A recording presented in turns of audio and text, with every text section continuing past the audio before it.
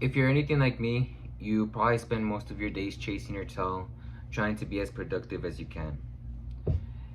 The reality is that we only have 24 hours a day to make the most of whatever little time that we already have. And 8 of those hours are already spent sleeping. So, after pondering this realization for a while, or after thinking about this realization for a while, I grew somewhat frustrated because there's only so much that you can do to try to be productive and to actually get closer to whatever goal it is that you're trying to achieve. And I read this book by Wallace D. Wattles, and it's called How to Live on 24 Hours a Day. And in that book, he goes over a couple of suggestions on how to go about making the most of your time while you're still working a 9 to 5.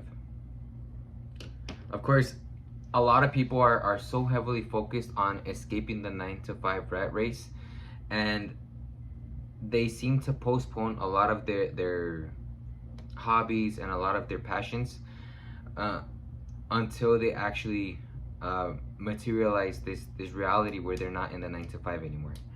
So what I've seen time and time again is a lot of people actually just living miserable lives overall because they're not any closer to actually getting out of the rat race, and they're not enjoying the process to begin with. My biggest recommendation and my biggest piece of advice is to try to focus on the habits that have long-term return on investment. A lot of these habits can differentiate on what you prioritize, but the end goal is to expand your consciousness over time. And you can do this through a huge variety of ways. This can be from taking a course on how to listen to music. This can be take a course on how to watch movies. And it sounds very simplistic, like it probably sounds stupid to some of you, but once you actually it doesn't necessarily have to be like an online course or anything like that. There's a lot of YouTube videos that go into depth on a lot of these concepts. But once you actually start to realize that there's more to making a movie, there's a lot of symbolism involved, and there's a lot of more moving parts that a lot of these artists actually focus on, you actually tend to appreciate more, and you begin to value a lot more that the movie has to offer than just simply sitting down and watching like the movie passively.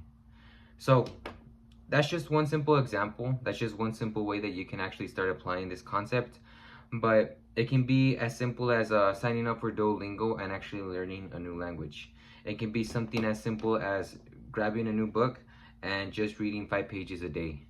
Now, on a day-to-day basis, it's not going to make a huge difference. It's not going to actually, 5 pages a day isn't going to change who you are completely. But what this is going to begin to do is actually start exposing you to a lot of other ideas that you wouldn't have been exposed to if you didn't start actually applying this concept. So the little exercise or the little homework that I kind of want to leave for you is to start, once again, start making a list. And if you see something that's very repetitive on a lot of my videos, is that I usually recommend you to actually sit down and write down physically, or just make a lot of lists in general. And this is simply because it's going to give you a layout and a guideline to follow for when you actually want to start implementing this information. So once again, I'm telling you, make a list of all the habits that you think are going to have a huge return on investment. Now, I don't mean a return on investment within a month from now. I don't even mean a return on investment within a year from now. I mean a return on investment that what type of person would you be if you were to stay consistent with this habit for the next 5 years. If I was to stay consistent with Duolingo on learning a new language, and I knew a completely new language within 5 years, even if it just took me 5 minutes to finish one of the lessons a day, I would be a completely different person than the one I am right now. And these are kind of like the little hacks that you need to focus on to make the most out of your time.